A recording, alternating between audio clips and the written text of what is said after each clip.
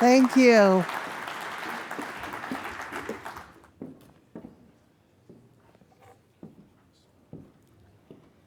Do you suffer from way too much appreciation? I mean, people coming up to you and saying, thank you so much for the amazing work you do. Your vendors and suppliers saying, love working with you, man. Your employees saying, you rock. No? Well, good news, you're in the right place. Because here's the thing, if you don't know exactly why your best person hasn't left yet, you're already behind. That person who you can't afford to lose, they're not thinking about leaving. They may be already planning to. And it's not the hours, it's not the benefits, it's not the pay. It's because they feel invisible. So in our time together, we're going to talk a lot about energy, because when employees are recognized, they're energized. And when I talk about energy, it's not all this, yay, I got to go get my pom-poms and bring them to work. No, you can feel energy, can't you? I mean, you walk into a restaurant, you walk into a retail store, and you can tell if people like working there or not, right? It's the same for your yards. When you are bringing in employees to interview, they're seeing, does it feel like I want to work here? Are employees laughing and joking with each other, or are they like, don't look at me? So we want to start to change that energy to create the type of workplace culture that attracts and keeps people. So quick poll, in the last 7 days, raise your hand if you have been recognized for praise for doing good work. Okay, so maybe 20% of the room. Okay, so what about in the last 30 days? Okay, so that's what normally happens. Usually the first 7 days is about 20%. We went a little bit over 50% that time. So you might be saying, well, what is the big deal about 7 days? Well, it comes down to the Gallup organization, who's been studying employee engagement and retention since the early 2000s. And not a lot has changed since then. But they came up with the Gallup Q12, and these are 12 statements that Gallup can use to see if employees are engaged or not. So I want to point out 2 of these. Number 1, I have a best friend at work. Now, when Gallup does this, they are very specific with their language. Notice Gallup doesn't say, I have a good friend. Gallup doesn't say, people I tolerate. Gallup says, best friend. Why? Because they found that even if management is not the great, if culture is not the greatest, if their BFF works there, they're much more likely to stay. But the second one, I have been recognized or praised for doing good work in the last 7 days. Again, out of all of the numbers in the universe, why does Gallup say 7 days? Well, it comes down to the dopamine effect. Dopamine is that feel-good emotion that when we feel valued and appreciated. And what Gallup found is about every 7 days, employees need that shot of dopamine. Here's the thing, dopamine's a little like bathing. If you don't do it regularly, your workplace will begin to stink. So I did have the opportunity to tour a facility, OEM Auto Recyclers in Bluffton, Ohio, and I got to meet the lovely and talented Tim Stout.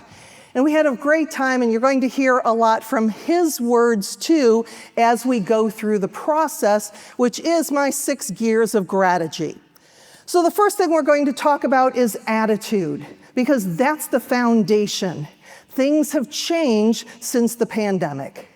You know, it used to kind of be this attitude that if you want to work for my company, you have to change to work for me. That is not working anymore. How can my organization change to attract the people that I need?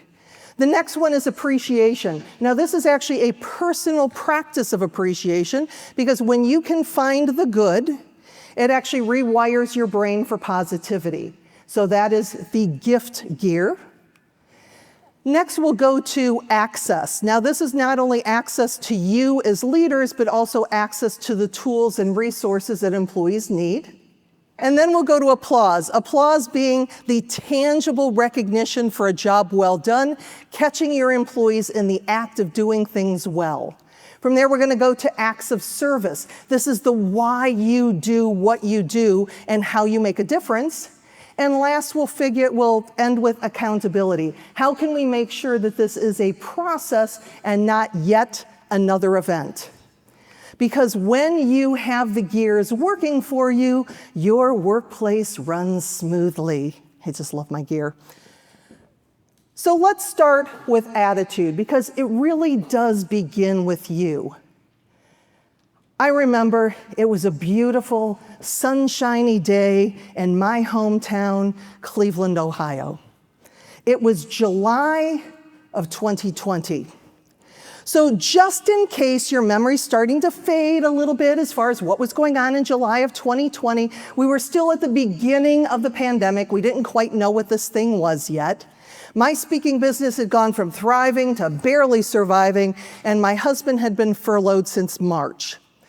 So on this particular day, we are in our backyard, relaxing in our beautiful, magnificent, luxurious 14-foot blow-up pool.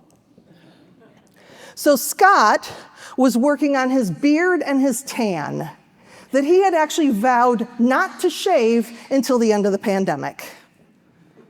Thankfully, he shaved at about Grizzly Adams, because if he had actually waited till the end of the pandemic, he would have been like ZZ Top, okay? And me, of course, I am dressed like every 2-year-old you see at the beach, complete with SPF 70, thank you very much. And we were kind of going back and forth because, Scott was the one, had been working at his job for 13 years.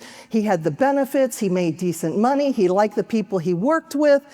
The problem was, it was a soul-sucking culture of an organization. But we needed the benefits. So there was kind of like this ping pong back and forth. Go to work, don't go back to work, go to work, don't go back to work. And so I said, well, honey, why don't we update your LinkedIn profile? And he said, Lisa, I am 59 years old. Who is going to hire me? And he was absolutely right. In the middle of a pandemic, when you are 59 years old without a job, nobody's hiring you. So we updated his LinkedIn profile.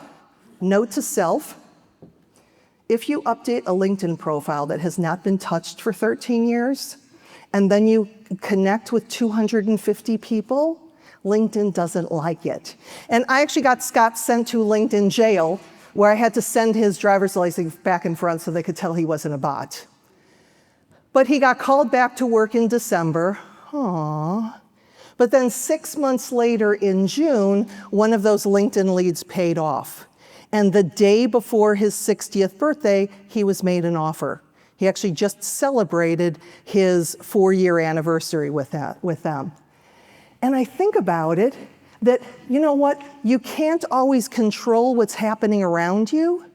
The only thing that you can control is how you show up. So I think about that when it comes to workplace culture, because again, seeing Scott go from just miserable to being really happy, that whole saying, happy wife, happy life, happy husband absolutely changed life. It's amazing now. But I think back to my first day in the welding industry. I walked in feeling like a flamingo in a room full of penguins. I knew nothing about welding. I'm looking around, I'm going, well, these are all dudes. Of course they know how to weld. I knew nothing. The only thing I knew about welding, that it was the magical glue that held together the roller coasters at Cedar Point Amusement Park. That's it. And by the way, I still check out the beads when I'm standing in line for those roller coasters. And we learned all of the different types of welding, MIG, TIG, stick, joining out of position, dissimilar metals, metal prep, all of that.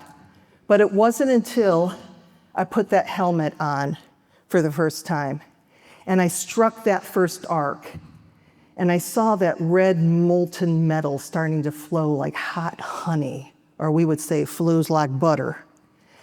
And that sound like an industrial symphony, this electronic buzz, and the smell. If you're not familiar with it, think 4th of July and lots of fireworks. It was then I fell in love with the industry, but it was my boss who kept me there for 7 years. And when I think about my job there, I loved the industry so much that not only was I the president of the American Welding Society Cleveland chapter, but I also took 4 quarters of welded art at the local community college until the real welders wanted their space back and kicked us out. But can you imagine hiring somebody that, again, no experience in the industry whatsoever, but to develop such a love for what you do that they do it in their spare time? That's the type of connection that we want to build with people. And when I think about welding, I think that it's a beautiful metaphor for employee retention. Because again, if you're not familiar with the process, you have 2 pieces of metal joined together with a 3rd alloy using a heat process. If we take a look at that one piece of metal as the employee and the other piece of metal as the job, that bead is everything else. It's the leadership, it's the culture, it's the coworkers. So what we're looking for is that fusion to happen. Because when it doesn't, that's when you lose your employees for 50 cents or $1 more an hour down the street.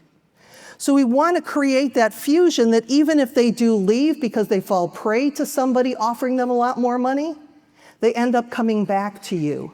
Because think about it, when employees have an awesome job, they think that all jobs are awesome. So when they get another offer from somebody down the street offering them a couple bucks more an hour, they're going to go for it.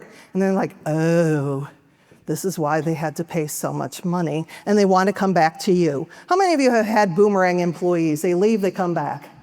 So almost every person in this room, this is the type of culture, again, we work so hard to try to get people, we need to figure out how to keep them. Because just like metal doesn't bond without heat, people aren't going to bond to your organization without feeling valued. And what's the best way to find the good, to start creating that positive workplace culture? It is through a practice of appreciation, a gratitude practice.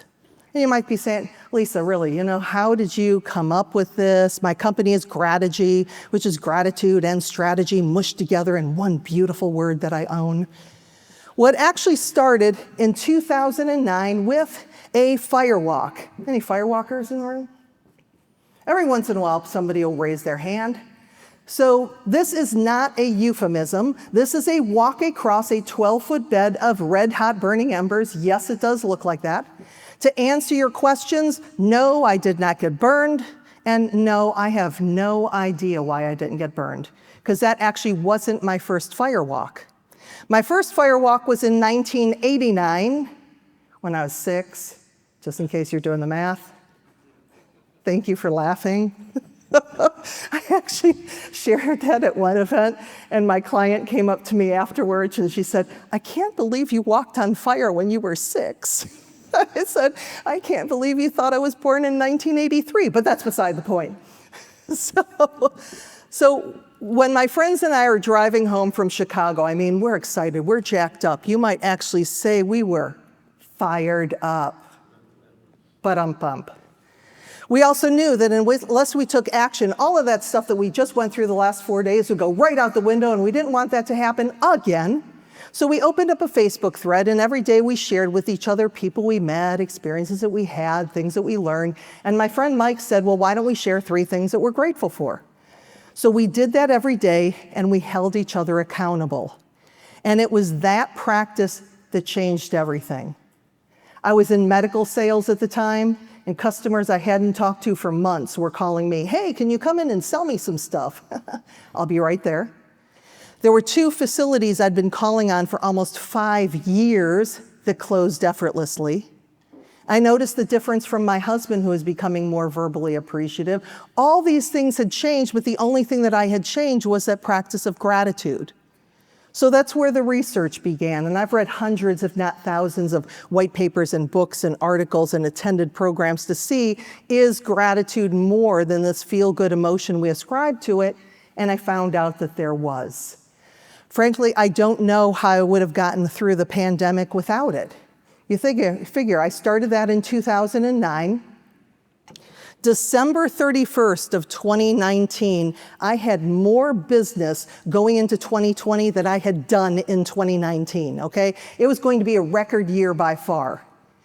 And I was speaking in the Bahamas. A couple people couldn't make it, some virus thing, whatever. So I flew from there to St. Petersburg, Florida. Again, a couple people couldn't make it, some corona thing, all right, whatever. The only thing I knew is that it wasn't beer. But then right after that, everything started changing. Every time the phone rang, somebody was taking away another event, canceling another event, going virtual. All of these things were changing. And I went back to that practice and I said, okay, what good can I find in this? I found out, well, I've gotten to spend 8 months with my husband, hanging out in our 14-foot pool in the backyard. I started my podcast, which a lot of podcasts started during the pandemic. Mine is actually still going. I discovered a love of acrylic painting. So all of these things that would have never happened had the pandemic not happened. And so it's easy enough to have a little notebook by your bed to write down in the morning, 3 things that you're grateful for or 5 things. But there are some days that you wake up and you just don't got it. I've got nothing. So the other thing you can say is, you know what? What's not wrong? So just think for a minute, and I'm actually going to give you a minute to try this out because I want you to see how different it is. We're used to saying, I'm grateful for. I want to turn to the person next to you and ask them one question of what's not wrong, and then switch. Don't go into detail because I'm going to bring you back really quickly, but just try it now. Talk to each other. What's not wrong?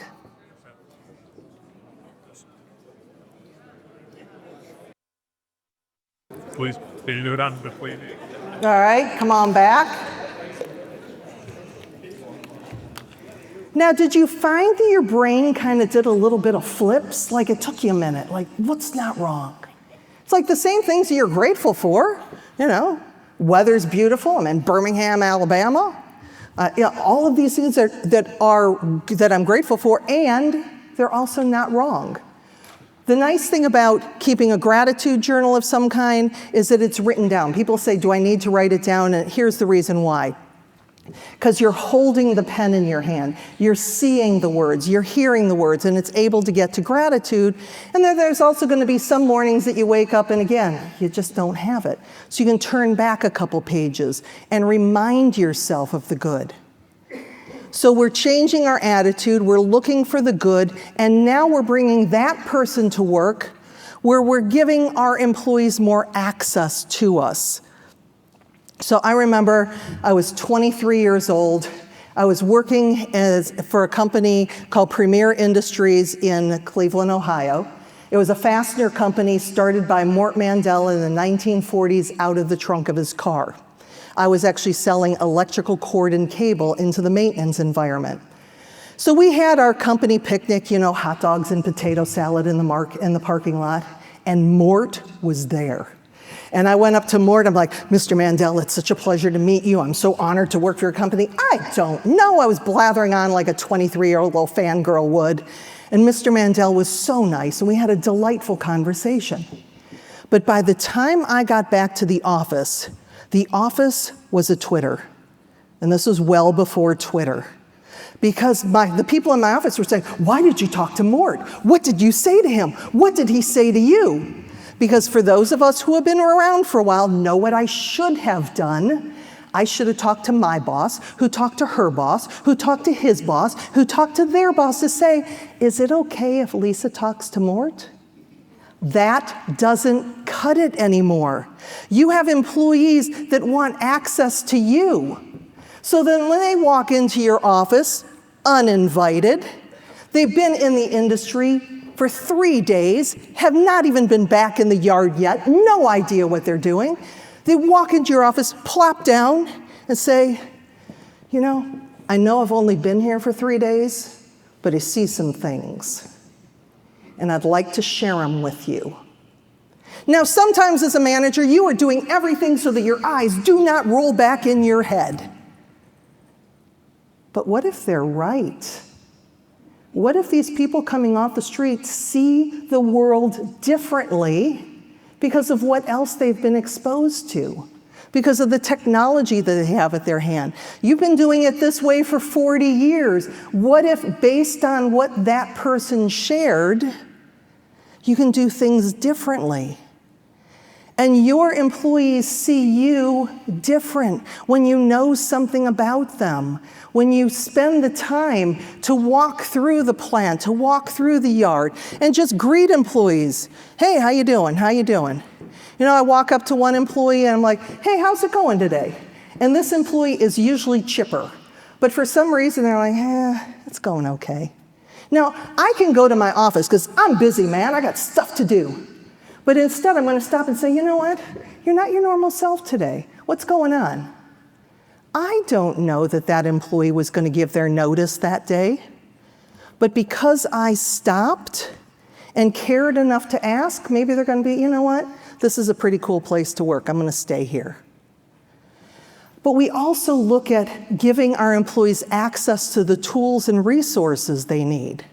One of the things when I got to do when I was in the welding industry is one of my clients was Cargill. So if you don't know it, oops, my clicker, oh, there it is. Okay, that is the Cuyahoga River, and those white piles are salt. Because 400 million years ago, when Cleveland, Ohio was near the equator, the oceans that used to be filled with prehistoric sea life they left a lot of salt behind. And I got to go down in the mine. Now imagine a 4-minute elevator ride in the dark. I had my mining helmet on. And when you get down there, it looks a little like that. Now, I don't necessarily remember the chandeliers at Cargill, but I did show this picture, and a guy in my audience said that that is actually a salt mine in Poland, so now we know. Now, 2 things to know when you go into the salt mine. Number 1, don't go with the new guy, because we got lost. And when you are a mile under Lake Erie and 4 miles out, that, my friends, is terrifying. But the other thing to know about it is when you go down there, you sign a piece of paper and they give you a gift. Whoops. A gift, yeah. Anybody have any idea what that is? Yeah, that is your toe tag. Your remains identification tag. So it is a little freaky going down there. But what Cargill did is they invested in me as a vendor a week before I went down into the mine. That is the AI-generated version of me paying attention to the safety training before going down into the mine. But a week's worth of training so I would know what to do if there was a flood, if there was an explosion, if something happened, I could be safe. Your employees are looking for the same from you. Not only investing in them, but looking at them holistically. How can you help them to be better tomorrow than they are today? You know, it was funny, I was speaking for an HR conference, and I asked a question. I said, how do you invest in your employees? Woman raised her hand. She said, we give every employee $1,500 a year to invest in whatever personal or professional development they want. You could almost see the heads of the accounting managers exploding as they were saying, we don't have that kind of money laying around. So, okay, I'll put it out to the audience. So here you go. Here's $1,500. You can use it on whatever personal or professional develop you want, from a welding certification to underwater basket weaving instruction and everything in between. What percentage of the people took advantage of that? Shout it out. 5. 25, 30, 1. I love my cynical people. You know, HR audiences are so funny. They're like 75, 90. No, actual 3 to 5%. So cynical people, you are absolutely correct. What does that mean? Those people, that 3 to 5%, they're your future leaders. Because we're all busy. We have our plates full. And there are still some people who are saying, you know, Lisa, what if I invest all that money in training and those people just leave anyway? All right, well, you know, what if you don't invest in them and they stay? So we want to look for ways, and there's so many different ways we can do that. I mean, there's 1 million hours of content being uploaded to YouTube every day. We have lunch and learns. We send people to training. We bring them here so that they can interact with the people in the exhibit hall, that they can meet you, that they can make connections. But even more than that, when we think about all the ways that we invest in their people, and yes, I did bootleg your Facebook page, so you might see yourself in my videos. But think about this strictly from the bar on Friday night, okay? You guys all go home, your employees go back, they go to the bar on Friday night, and they're talking to their friends. How was your week? It was awesome. Just got back from Birmingham, Alabama, went to a trade show. Your boss paid for you to go there? Yeah, I made connections, I learned about the industry, it was awesome. Their friends are gonna be like, how do I work for a company like that? We look for it that the more we invest, even though it can be significant, it's still pittance when it comes to how much it costs us when people leave. We need to give those, make those resources available to them. So we've invested in our people, we're starting to see that, and now we want to recognize them for the good work that they do. So Marshall Lasada actually did a study where he took a look at teams and how they communicated with each other.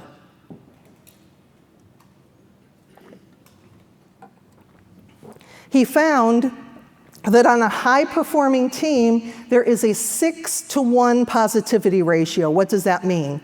For every 1 negative response people would hear, they'd hear at least 6 positives. And it wasn't all, oh yay, everything you do is so good. It's you know what, that's a good start to an idea, let's see how we can build on it. It's respectful communication. At the Lasada line, which is about 3-to-1, that's neutral. That's where your quiet quitters hang out. Now, I don't know why we have to label everything, quiet quitting, rage quitting, job hugging, all of these things, quiet quitters. Quiet quitters are not bad people because they are doing exactly the amount of work that you are paying them to do so that they don't get fired, and you're probably paying them exactly enough so that they don't quit. But below that line, that's where your team languishes. We think about again, going back to what Gallup has to say, they have found that about 30% of your employees are actively engaged, okay? Those are your rock stars. About 20% of your employees are actively disengaged. Those are your problem children. You have about 50% of your employees that are neither engaged nor disengaged. But what if you started catching those people in the act of doing things well? Maybe you have a person, they're not a rock star, but they're certainly not a problem child. You went up and you're like, you know what, thanks so much for being here every day. I know I can count on you. I appreciate you. Now I've just given that employee the tools they need to perhaps go into rock star stage. Because think down here, these people want company, don't they? Come join us. And who gets the attention? Rock stars and problem children. We focus on catching people in the act of doing things well. I remember I had a guy come up to me after one of my programs, and he said, Lisa, when I do something wrong, I get recognized 100% of the time. And when I do something well, it rarely gets noticed. How can we flip that? It's these little things that we can do to create those connections. I know one of the things that Tim shared in with his office assistant, Megan, that if she just does a really great job for him, you know what? He goes and he puts a gold star on her computer. Now, how cool is that? Well, I haven't gotten a gold star since the 2nd grade. But it's these little things that we do that just make people smile. Another thing that I had one person ask me, Engineers Week is coming up. What's one thing that we can do to take care of all of our engineers? Nothing. There's no one size fits all. So a really great tool for that is called the All About Me sheet. The All About Me sheet is finding out from people, what's your favorite candy bar? What's your favorite hobby? What's your favorite gift card? Because a lot of times what we're going to do is we're going to go to Starbucks and we're going to get a whole bunch of $10 gift cards, so people can buy a half a cup of coffee. And you give that gift card to one person and they're like, I'm a Dunkin' guy. And you give a gift card to somebody else and she's like, I don't even like coffee. And then you give the gift card, the Starbucks card to somebody else and they're like, woohoo, Starbucks. You've just made one person happy. So you can do this using something like SurveyMonkey. You can do it in some kind of, there's apps out there to do that, but we want to really focus on how we're recognizing people. Milestone celebrations. Start them earlier. A lot of times we don't do milestone celebrations until, 5 years. Start at 1. Because one of the things we've learned with millennials, Gen Z coming in, face it, Monster, Indeed, and LinkedIn are not doing us any favors because they are telling all of these people, you know what? If you want to make more money, you should just get another job. So instead, and about every 18 months, we're seeing their brains are starting to whir. What else is out there? I have a little FOMO. I'm going to go check it out. So if we celebrate the heck out of year 1, there's a really good chance that we're going to make it to year 2 and to have them. We may not be keeping our employees for 10, 20, 30 years like we used to, but if we can work on creating the very best environment for the people while they're here, it can make all the difference. So we're going to do, okay, this is interesting because it's in thirds. All right, so right down the middle here, you people in this row, you're going to have to just pick a side, okay? I am going to, we're not going to do that yet, but just think about that, because right now, what we're going to do, you may know them. You might work beside them. As a matter of fact, you may be one of them. Right now, we are going to celebrate the backbone of the Automotive Recyclers Association. And your call out to all of these groups is, you rock. So let's practice that. You rock. Okay, that was pretty good. All right, so here we go. To yard owners and operators, you juggle people, parts, and metal markets all before lunch. Without you, no one else has a reason to roll up to the gate. For dismantlers and production crews, you're the heartbeat of the yard. You turn wrecks into resources, grease, grit, and zero glory, but you make it work. You rock. Whoops. It is not, okay, see, I guess I needed a dispatcher for that one. All right, dispatchers, you juggle radios, reroutes, and reality. No radar, no drama, just results. Drivers, you're the veins of the industry. Rain, snow, axle-deep mud, you still get the right part to the right place. Every mile you drive keeps someone's project, repair, or promise moving. I am making sure I'm getting everybody today, so just so you know. Office and title crews, you wrestle VINs, chase signatures, and make sense of the stack that nobody else wants to touch. You keep the paperwork clean, the deals honest, and the wheels turning behind the scenes. Sales and counter teams. You turn inventory into relationships. Every part you move keeps a promise alive. Environmental and safety pros. You catch every spark and spill, so green isn't just a word, it's how you do business. Couple more. Certified automotive recyclers, you raise the bar for everyone else, doing it right every time, even when no one's watching. That is real integrity.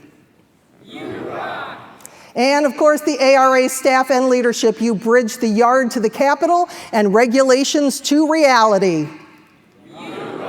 And finally, next-gen recyclers, you're carrying the family name, the stories, and the know-how that keeps this work alive.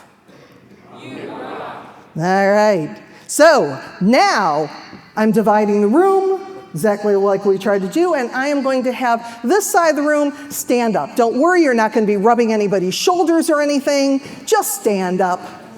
I want you to turn and look at these people. Look at them. Stare them down. Holy cow, can you believe you are in the same room with these amazing rock stars? I want you to look at them and give them the loudest standing ovation you've ever given anyone, and then we are going to tell them they rock on the count of 3. Go ahead, standing ovation. This is for you. Feel it, people. Feel it. Come on. 1, 2, 3.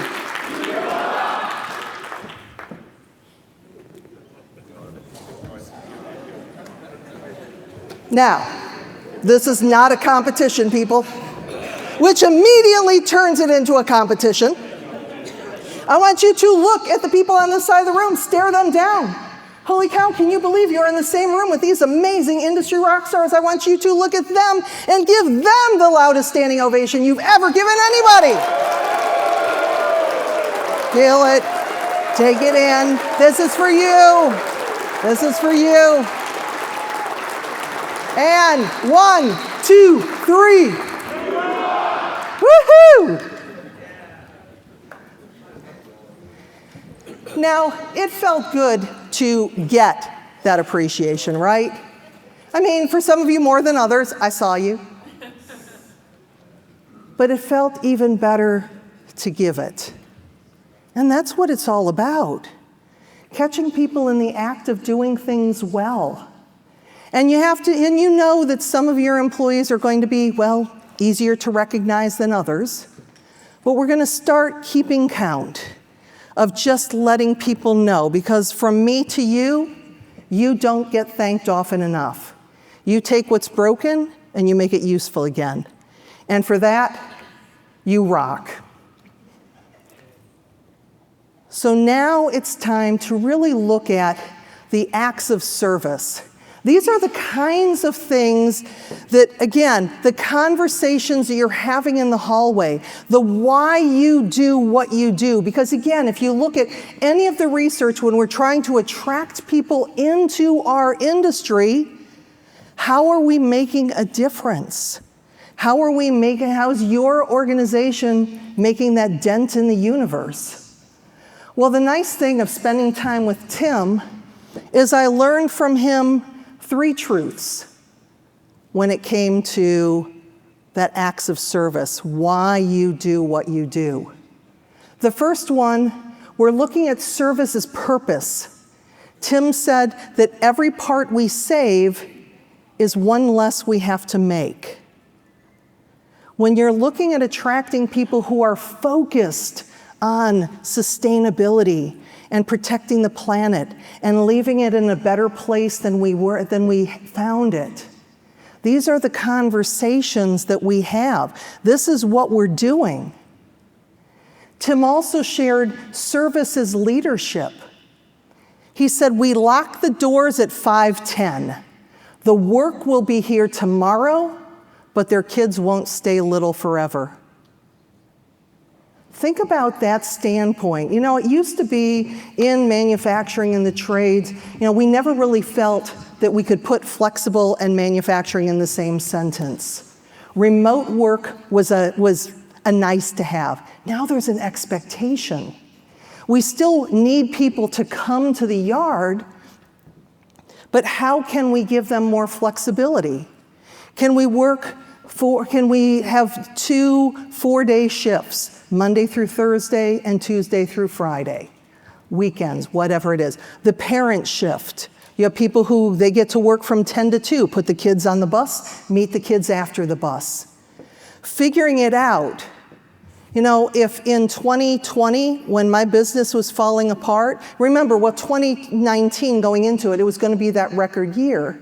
And even with all of that, I never stopped to ask myself the question, I wonder what would happen if a worldwide pandemic came and shut down my business for 2 years. What would I do? It's a question that I never thought to ask.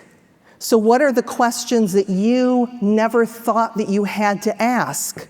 How can I give my employees the opportunities to attend their kids' games, to be there as part of the family, knowing that the work is always going to be there, but those memories aren't? And then the other thing that Tim shared is service as respect, that it's not soft, it's smart. You treat people like they matter, and they act like they do. We learn things about our employees. Maybe we find how they're wired using personality assessments, just giving people the opportunity. Remember, we talked about creating that best friend at work. How can we do that? A lot of that comes from just giving respect to people. So again, when you're having those conversations, thinking about the fact of how does your work make someone else's easier, safer, or possible. So before I get to the last strategy, I do have a gift for you. This QR code, if you zoom in on that, it will give you the access to the PDF of my last book called Thank You Very Much, Gratitude Strategies to Create a Workplace Culture That Rocks. It's not designed to be read all in one sitting. It's actually, if you want to say, oh, there's a chapter on mental health. Oh, there's a chapter on flexible scheduling in manufacturing. But my favorite chapter is the stay interview chapter. It's on page 85. And so first of all, when I say stay interviews, first of all, you know what exit interviews are, right? And exit interviews are great because they denote a pattern. I also think they're a little late. It's like, hey, why are you leaving? Hello. Stay interviews. What keeps you here? What do you like about your job? What would you change? What resources do you need? Why would you leave? That's a scary question. But think about it. If I ask one of my employees, why would you leave? And he tells me, well, I'm taking these classes at the community college, and if I had the opportunity to use those skills I'm learning, yeah, I'd probably leave. Now I know. But I interviewed that chapter. I focus on Manny DeSantis. Manny is a CEO for 3 fastener companies in Ohio and Indiana. And Manny had heard about these stay interviews, and so he said, you know what, I'm going to try them out. So he went around and to all 3 plants, sat down with every single employee. Manny's a busy guy. He made the time to do it. The first round, the employees were kind of like, why is the CEO talking to me? And they told him exactly what they thought he wanted to hear. But Manny acted on those, and they're like, oh, cool. So the second round, they were a little bit more forthright. By the third round, they were an open book because they saw that Manny was taking action. Manny told me that during the pandemic, they did not lose a single person to voluntary turnover, and he attributes it to that stay interview. So these are some of the things that we look to do, and that's one of the chapters, and it gives you about 80 questions or so in there. So moving on to accountability. Making sure that as we went through that, maybe there was one of those that you thought, you know what, I could do a better job at that. Because face it, your culture didn't happen overnight, and it is certainly not changing overnight. There's no easy button. As a matter of fact, what often happens at these type of events is you're taking all kinds of notes. You have 22 items that you want done. And when do you want those done? Tomorrow. Yesterday. And what are your employees saying? Oh no, she just came back from ARA. Let's ignore everything she says for the next 2 weeks until things go back to normal. So pick one. As we went through all of these different gears, is it attitude? Is it realizing that people are seeing the world differently and it's my business that has to change, not the people I'm attracting? Or is it an appreciation? You know what? That's a really good idea. Maybe I will start some kind of regular gratitude practice. I think that I could benefit from that. And again, the Greater Good Science Center is an excellent resource for that. Dr. Robert Emmons, who's a prolific gratitude researcher, in 2014, he was given a $7 million grant to study it. It works. And maybe it's access. You know what, I really do need to not only give my employees more access to me, but also to the tools and resources they need. Maybe it's applause. I need to do better with that. And that can even start with the apology approach. The apology approach looks like this. You know what, I have not been letting you know how much I appreciate you. I'm going to do a better job at that. Because if I thank an employee who I've never thanked before, hey, great job. She's never thanked me. What does she want? So that apology approach shows your employees that you are being accountable for that. And then the acts of service. You know, how can I change the conversation? So think about it from your standpoint, you know, what is that gear? Because again, when employees are recognized, they're energized. And the good news is that the small things you do have a huge impact. You don't have to spend a lot of time or spend a lot of money, take a lot of time. It's how can I connect with my people in the way that they want to be connected with. And as you know, in all of your yards, every part has a story. And here's mine. This is my 2009 Dodge Journey. I got her in 2008 as my company car when I was in my medical sales career. And her and I spent lots of time together, 30, 40,000 miles a year, right up until October 12th, 2010, when my medical sales position was eliminated via group conference call with 12 of us getting canned at the same time. Thankfully, she already had 55,000 miles on her. So the company let me buy her outright. So my journey has actually been with me since the day Grategy was born, exactly 15 years and 3 days ago. Well, we celebrated 100,000 miles, 200,000 miles, 223,000 miles. And last July, my mother came to visit, and her and I were going to go to lunch downtown. And I was backing out of the driveway, and my car made a loud, unfamiliar noise. And the pit in my stomach said, girlfriend, you are not going to lunch. So I took it to my mechanic, Tony, and he gave me the news that I did not want to hear. The subframe was basically cracking in half. So I sold her on pedal.com, who I understand is in the room. Thank you for the cash. But the funniest thing was when the pedal.com guy came with the truck, my mechanic was pulling my car out of my space and the entire front end went.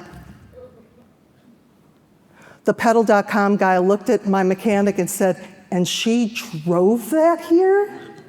Yes, I did. And I thought that that was the end of the story until I visited with Tim at OEM Auto Recyclers. And I found out the afterlife of my car. Because what pedal.com did is they probably put her up for auction. And she was probably purchased by somebody exactly like you. And just like I'm an organ donor, my car is a parts donor. And she's still out there helping people to get to where they need to be better and safer than they would have done without her. We don't always choose what breaks, but we can choose how we respond to it. And because of you, nothing truly ends. It just gets a second chance to keep moving. I'm Lisa Ryan, and I appreciate you. Thank you.